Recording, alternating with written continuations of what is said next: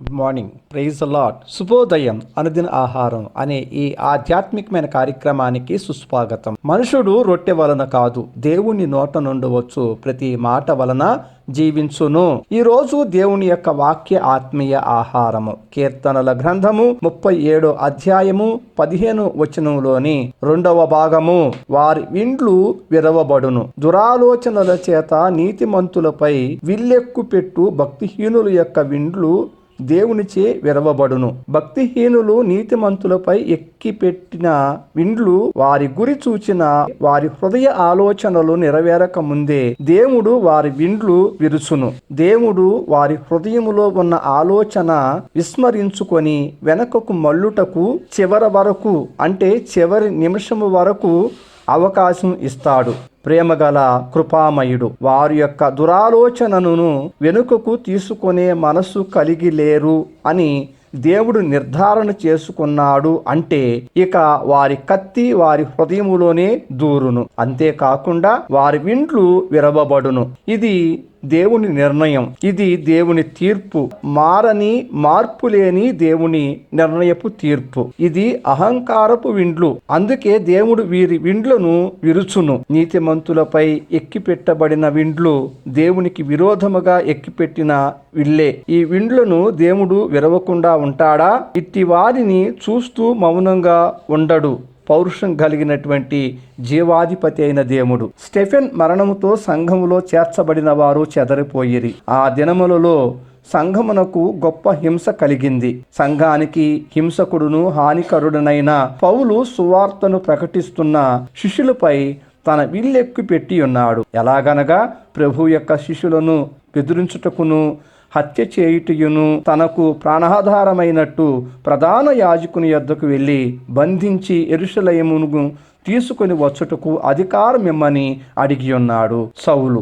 ఆ విధముగా దేవుని సంఘముపై విల్లెక్కు పెట్టి దమస్కు దగ్గరకు వచ్చినప్పుడు అకస్మాత్తుగా ఆకాశపు వెలుగును ప్రకాశింపచేసి సౌలా సౌలా, నీవేళ నన్ను హింసించుచున్నావని పలికిన ప్రభు యొక్క స్వరము సౌలు దేవుని జీవం గల సంఘముపై విల్లెక్కు పెట్టి ఉన్న మతోన్మాదపు విండ్లను ప్రభువు స్వరమే విరవబడినప్పుడు సౌలు పౌలుగా మారాడు. దేవుని మహాశక్తిచే విరవబడినటువంటి పౌలు అంటాడు, కాగా ఎవడైనను క్రీస్తునందు ఉన్న ఎడల వాడు నూతన సృష్టి, పాతవి అనబడిన విండ్లు దేవునిచే విరవబడి ఇదిగో కొత్త వాయను అని తనను తాను క్రీస్తుకు సాక్షిగా కనపరుచుకున్నాడు అపోస్తుడైన పౌలు. ప్రియ శ్రోతలారా, ఇక్కడ గమనించాలి. అదేమనగా నీతిమంతుల పైనను జీవం కల సంఘం వైపైనను విల్లెక్కు పెట్టుబడినప్పుడు దేవునిచే వారి విండ్లు విరవబడినప్పుడు ఎక్కిపెట్టిన విండ్లు నాశనము కాగా ఆ దేహము దేవునిచే ఏర్పరచబడిన సాధకమయ్యుండును. సాధనమునకై అతడు లోబడని ఎడల అతడు నశించును. నీతిమంతులపై విల్లెక్కు పెట్టబడిన విండ్లు విరవబడుట నిశ్చయము. అయితే ఆ తరువాత పౌలు వలె విధేయులైతే మాత్రం నీతిగల న్యాయాధిపతి అయిన ప్రభువు నుండి నీతి కిరీటమును పొందుతారు. శూన్యములో సమస్తమును చేసిన దేవునికి అసాధ్యమైనది ఏముండదు. బాబేలు గోపురము కట్టుటకు వారి ఉద్దేశ్యము ఏమయ్యున్నదో వారిని, వారి భాషలను దేవుడు తారుమారు చేసి వారి అహంకారపు విండ్లను విరవబడి ఉండలేదా? దేవుడు ఎఫ్రాతీయులలో బెత్లెహేములో కాపురముండమని దేవుని యొక్క ఆలోచనను బట్టి నియమించి ఉండగా కరువుకు భయపడి దేవునికి వ్యతిరేకులైనటువంటి మోయాబు దేశములో ఉండకూడదని, వారి మధ్య నివసింపకూడదని తెలిసినను ఆ మోయాబు దేశములో కాపురం ఉండటయే కాక వారితో వియ్యమొంది బంధుత్వమును కలుపుకున్న ఎలిమెలేకు యొక్క పరిస్థితికి చివరికి దుఃఖకరమై దేవుని చిత్తానుసారమైనటువంటి జీవితమును కలిగి ఉండకపోతే దాని పర్యవస్థానము చివరకు ఏమయ్యిద్దో తెలుపుటకు ఒక సాక్షి కుటుంబముగా చరిత్రలో మిగిలిపోలేదా?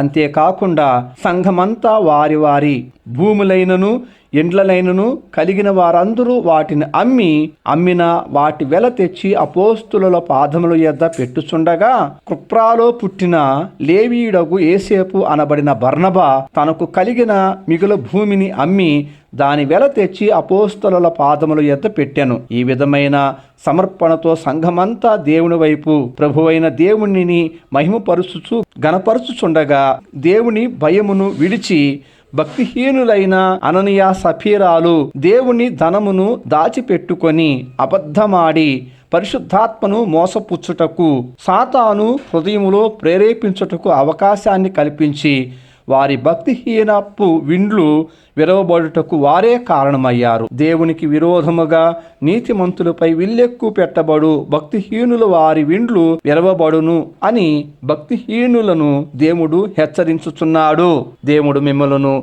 మీ కుటుంబాలను దీవించునుగాక. ప్రార్థన. ప్రేమ స్వరూపమైనటువంటి మహాకనికరం కలిగిన మా పరలోకపు తండ్రి, నీకు స్తోత్రములు. మమ్మల్ని ఎంతో ప్రేమించి మాకు అనుగ్రహించిన ఈ యొక్క దినమును బట్టి కృతజ్ఞతాస్తుతులు చెల్లిస్తున్నాం ప్రభువా, ఈ దినమంతా మీ అధికారానికి అప్పగిస్తున్నాం. పరిశుద్ధుల సహవాసములో కలిగి ఉండి ఆత్మతోనూ సత్యముతోనూ నిన్ను ఆరాధించు పునరుద్ధాన దినము అయ్యుండగా తండ్రి, మేమందరం కలిసి మిమ్మల్ని ఆరాధించటానికి సిద్ధపరచండి. ప్రభువా, ఈరోజు మా జీవితములలో ఏది జరిగించాలని మీ చిత్తమై ఉన్నదో దానిని జరిగించి మహిమ పొందమని మమ్మల్ని మీ హస్తాలకి స్వాధీనపరుచుకుంటూ మీ అధికారానికి అప్పగించుకుంటూ ఈ ప్రార్థన మీ ప్రియకుమారుడును మా రక్షకుడైన యేసుక్రీస్తు అత్యున్నతమైన నామములో ప్రార్థించి పొందుకొని ఉన్నాం పరమ తండ్రి. ఆమేన్. తండ్రి, కుమార, పరిశుద్ధాత్మ త్రియేక దేవుని అన్యోన్య సహవాసము సదాకాలము మనకు తోడయ్యుండి నడిపించునుగాక. ఆమేన్. Thank you. ప్రభుపాద సేవలో పాస్టర్ ఉమా జాషువా.